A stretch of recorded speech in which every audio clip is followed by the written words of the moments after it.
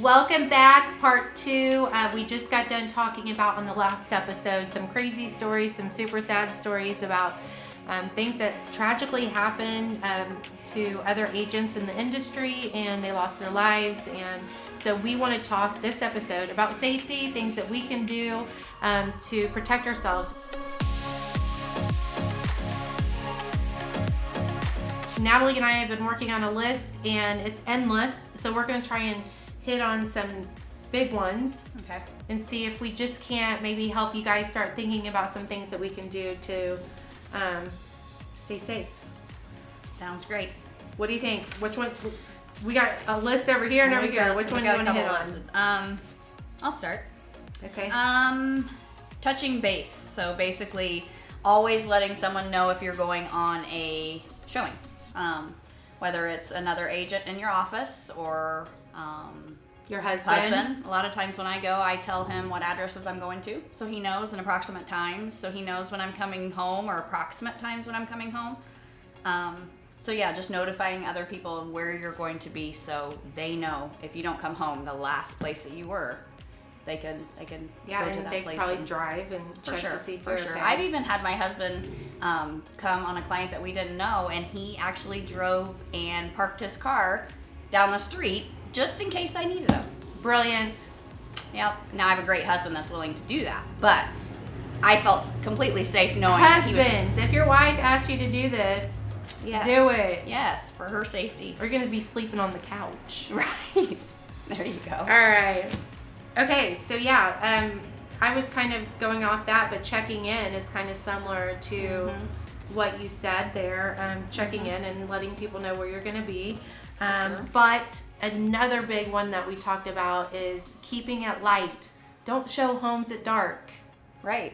Which in the summertime, a lot of times it's dark later, so you have a lot more, light hours out. But yeah, that's creepy. Yeah. I know. I mean, it's okay, I guess, if you're in a residential neighborhood, you verified who the clients are.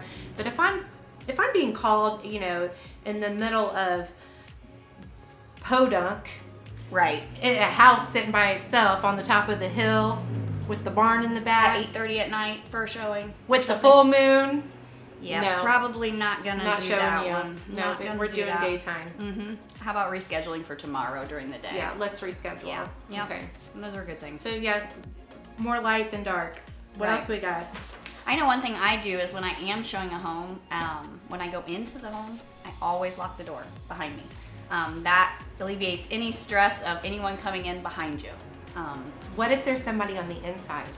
Well, then you got a problem no matter what. So that doesn't help. But at least if you think about it, a smart criminal could maybe sit out by houses that are for sale and wait for someone to go in.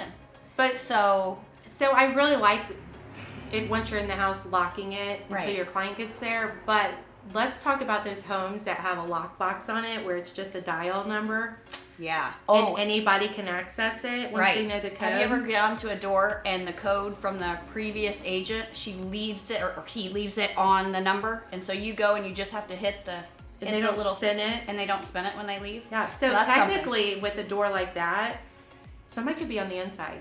You're correct. We need I guess I didn't think we about need, that. like, I'm you know, learning as we go. We need one of our heavy duty Yes. to make us feel safe. Yeah, for sure.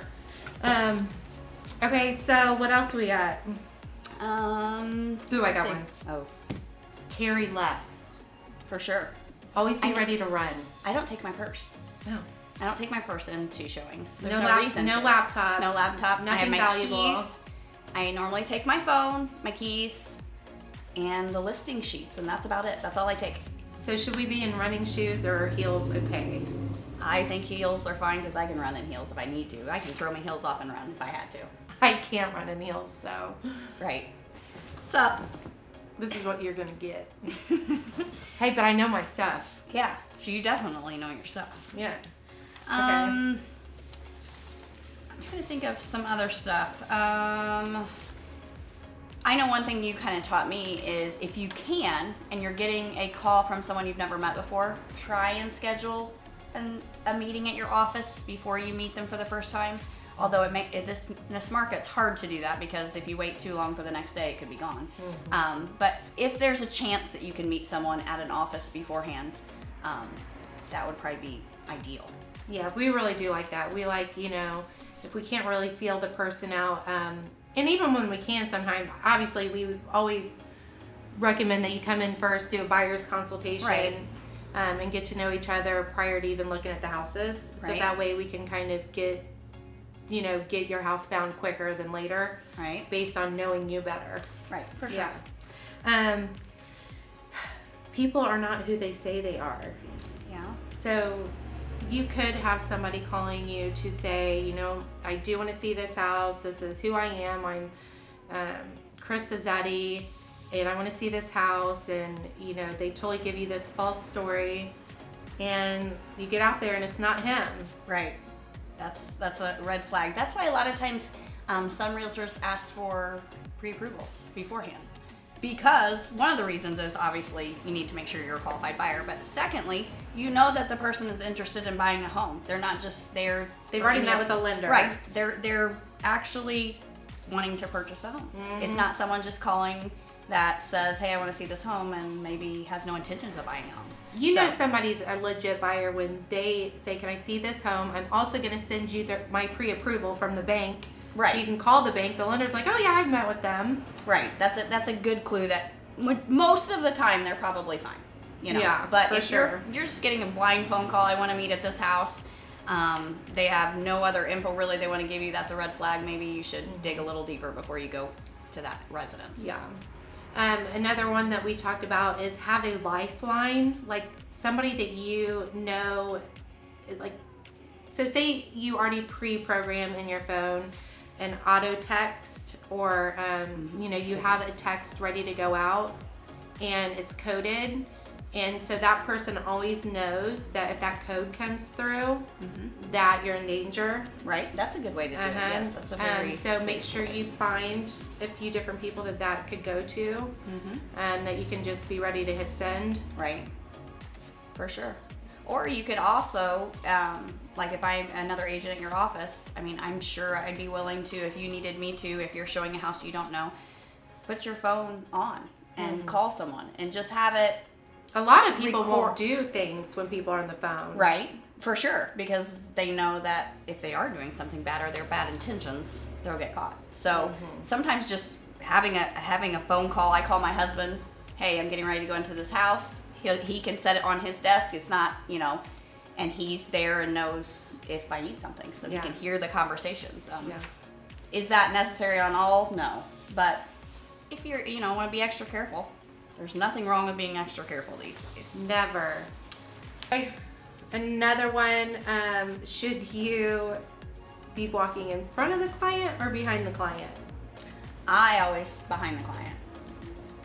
When you walk into a room, you're supposed to say in the doorway. You're not supposed to go into the room and have the clients in the doorway. You're supposed to always allow them to walk in front of you and then kind of stay where you can exit any room in a quick fashion if you need to. Yeah, always trail, never have your back turned away from, the person that you're showing, just in case they're not who they say they are. Right. Listen, this video is this is for the unexpected. This is for those rare, Very rare crazy stories that we're hearing. Right. But they do happen. Right. It's So- never happened to me, so that tells you nothing's ever happened to me that's so far that has given me any alarm. But I know it happens, and I'm prepared in case. Right. I'm definitely have. If I had eyes in the back of my head, I would use them because I know that there is danger in any profession, but especially like we said, just because you're singly by yourself, I think it's a little bit of a target, unfortunately. Well, and unfortunately, realtors are put all over the web, right? So we're marketed, advertised, this is what we do, here's our phone number.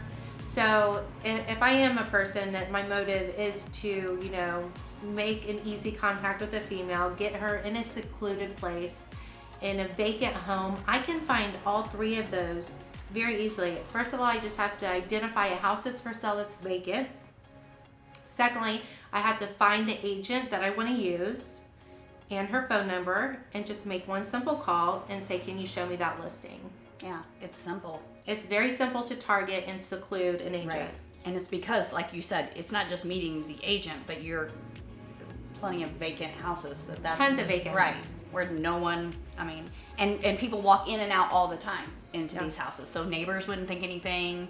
So, yeah. Let's go back to that one, the feature. We were talking about how much we love, you know, the Century lockbox and the security on it. But we were also talking about that there's within the app that you download for this, correct? Mm-hmm.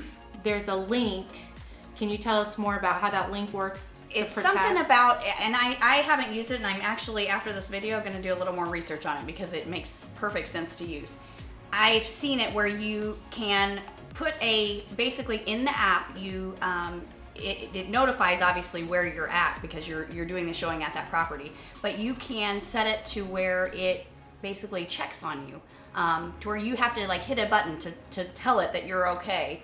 And if you're not responding to this, then there might be a problem, and it can contact an emergency contact or That's even genius. I know it's a perfect way to help an agent feel safe, and is a direct way that they can notify someone that they need help without letting someone know even, you know. So if I go into this house and I use that feature and I'm not responding to it, it's going to call someone. Yes, and it's going to alarm someone, and that I may need help. Right.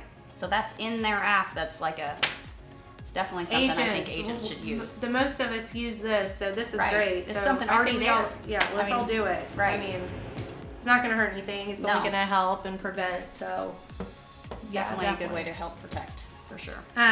Ooh, my favorite. Do you like that sound effect? Yeah, that's perfect. What's that called? Self-defense? Yeah. I'm really good I'd be with those scared. sound I was effects. gonna say I'd be scared. I'd be a little scared of that.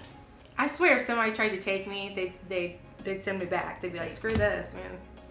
I mean, She's tough. I'm gonna be swinging. No, I'm gonna be running. I'm just saying, for I'll real. run fast. For real, I think it's super smart for us to get some self-defense classes and learn how to protect ourselves. You can never be too protected. I mean, really, in all honesty, if you think about it. Not even just with our jobs, anywhere. That's what I mean. Just Yeah. in life, and in our job, obviously, it pertains to our job, but in life in general, just I can safety. say Willow. I have a baby girl now, and I'd want her to learn self-defense. For sure. Regardless. And you don't have to be super strong or super whatever. They teach you a lot of the things that, you know. that you're prepared for. Yeah, for sure. Being prepared is key when it comes to safety. It's just, I mean, as long as you're prepared and looking out around you and know of your surroundings and know of all these apps that you can use to help you, I mean, that's what makes me feel comfortable now, you know, out in the workplace. So. Ooh, this is a funny one. Somebody said, well, what do you do when you don't have cell service? Yeah. Right? So I'm like, well, then how do you even check to see if your carrier, this property you're going to, especially out in the country, if you're going to have cell service, that totally changes the game. I didn't even really think about that, to be quite honest. Or how did realtors do it back in the day when they didn't have cell service? Wow. This is a mystery one. We're going to have to figure that out. Yeah, that's one that you can think about. And it's like, wow, could you imagine real estate with no form of communication besides a dial-up phone? No. But, think how many places we go where I can't call out. Right. Well, that's true. A lot of times when you're showings out in the country, a lot of times they don't have cell service. Yeah, we need to think on that one. Yeah. Maybe we can invent something. Right. All right, what else we got? Anything else over there? I would say, I mean, obviously one of the things they says is wear your realtor ID, but that's more for your client's safety rather than yours. But hey, I mean, you want to keep your client's Well, safety. probably if you need help and you have your ID on, it will at least those people will know that you're official, official, you're an yeah. agent, and you need help. Because obviously, I guess it could work on the other way too. We're looking at it more as clients, but I guess the agent safety too. I didn't think about that. Yeah. But yeah, I a lot of times wear my little MyBor pin, so they'd know. I mean, Yeah. that's something you could do. One thing I saw on here that is a good thing, have an excuse ready. Ooh. So prepare yourself for an out. I got one. Okay, so I was in this vacant home and it had a really creepy basement, and I let the guy take the lead, and he opened the door to go down in the basement, and I did not know him at all. And he looked really nice, but still, once again, I didn't know him. And I told him, I said, I'm highly allergic to mold. I lied. I'm sure I am, though. Everyone's allergic to mold somehow. I said, so I'll let you go down there and look at that. Wow, that's a good way. It came out of nowhere, but I just knew. Like, I felt have you ever like had that felt feeling so scared or something's off and your back and your spine tightens up? Mm-hmm. You get like a little feeling of something might. Mm-hmm. That's a good so way to do it. So get this. Later on, about a couple days after I showed this property to him, the lender called me and said, "Hey, make sure you don't go look at any houses alone with this client, because I just don't feel comfortable." Wow. Well, see, I did do maybe it the before. mold. Well, and maybe the mold. That excuse saved you. Yeah, I mean, That's crazy. they just felt like something was a little off. Right. They weren't sure. They didn't really know him personally. But what's crazy is you'd already done that. But I felt that tension. I didn't know what that was. So definitely pay attention to your senses. Oh yeah, for sure. Gut instincts are huge. Mm-hmm. Yep. I feel like there's so many things Right. that we could go over, but Right. I feel like this is definitely a good start to, or the things we talked about for Safety Month. Mm-hmm. Well, I think just thinking about it, being prepared, like you said. And this goes out to all the agents that have lost their lives. You know, unfortunately, that was in our first episode, not something that we want to talk about, but sometimes people don't get that it is real. It really does happen. There are families that are affected by this, and it is in our industry, and we don't want it to happen to you. So, we good? Yeah. Well, thanks for joining us, guys. It's always fun to hang out with you, and we'll see you on another episode with Casey.